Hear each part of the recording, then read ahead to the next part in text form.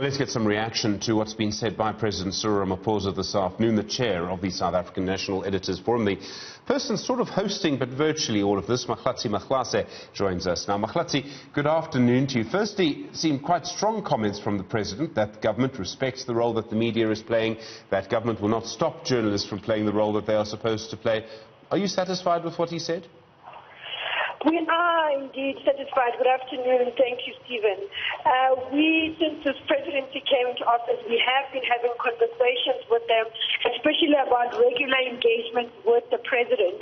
And today was part of some of the agreements we reached earlier on, where we said that the president must sit down with the country's editors and take questions from them. So we welcome that move. But also, given what we've seen happening in other countries where the media and the government are at odds, we welcome those strong words from the president affirming the role of the media in holding them accountable and basically saying that we have that constitutional right to hold government accountable, and that they welcome it, because often when the media is asking the tough questions, the response can be that we are unpatriotic or we are seeking to be sensational. Do you believe that the government he leads will support him? I suppose what I'm really asking is, do you believe police officers will make sure journalists are allowed to do their job and don't stop them from doing their job? Look, I think coming from the highest office of the land, it carries a lot of weight. We are also empowered to also continue having those conversations with members of the police. Obviously, this recent case with Paul Ntoba having to flee to Lesotho is one that has worried us for quite some time, and it has just highlighted how bad things can actually be.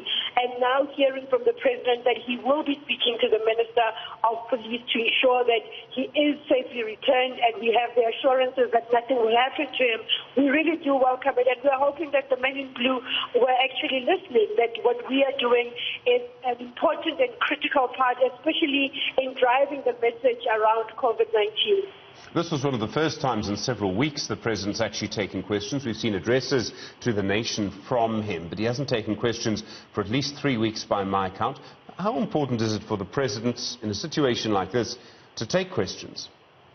It is quite critical, Stephen, because he is the face of the country's response to this invisible war, this war against this invisible enemy, COVID-19.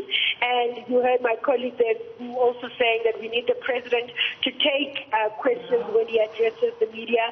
We have been informally talking to the presidency to say, what we are seeing around the world is that a lot of the leaders are using the opportunity for journalists to ask questions, because we're not asking on our behalf, but we are asking the questions on behalf of South Africans. And him taking questions from us is basically answering to the concerns and whatever questions the South African public is looking for. So we are hoping that the presidency will actually take it on board, and we'll see more and more engagement. It is quite critical at this time, even because people are looking for direction, and the president, having been the face of this, is the one person that can help in terms of answering some of these questions.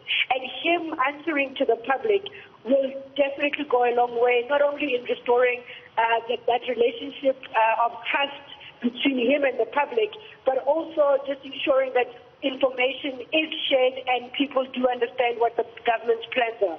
I mean, obviously, there are a lot of governance decisions being made. They're often being made in a hurry. We all get the regulations on WhatsApp groups. They get spread around very, very quickly.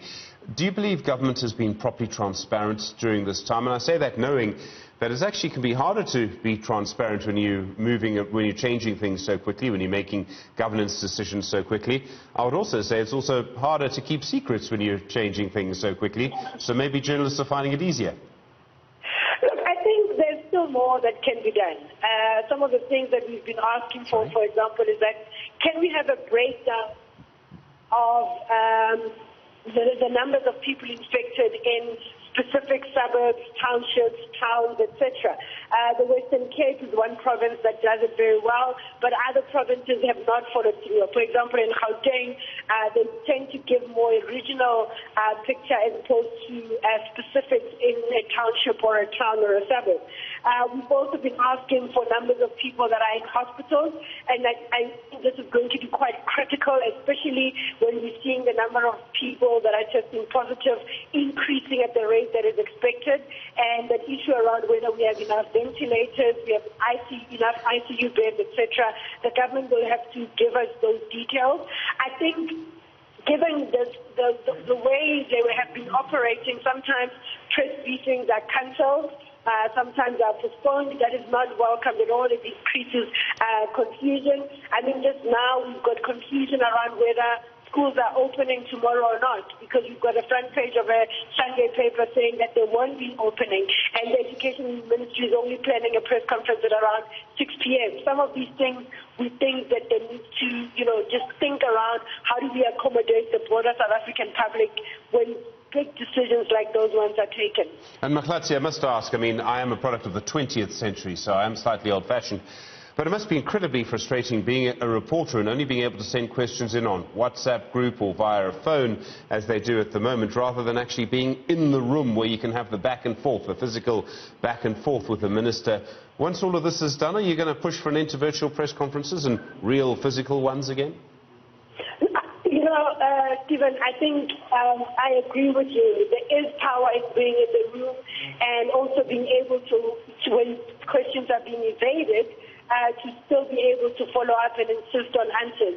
It is not ideal, but I guess in the age of social distancing and also just trying to limit the risk of exposure to our journalists, we are living with those difficult choices. But definitely when things do return to normal, we want to go back to that situation where we can sit in the room, ask follow-up questions, be able to doorstep ministers if necessary, because all of that is part of making sure that we get the answers that we need. This time when we're just sending in questions, it's a very controlled environment. Not all of them get asked and not all of them get answered, and we don't have an opportunity to say, but why was it not answered?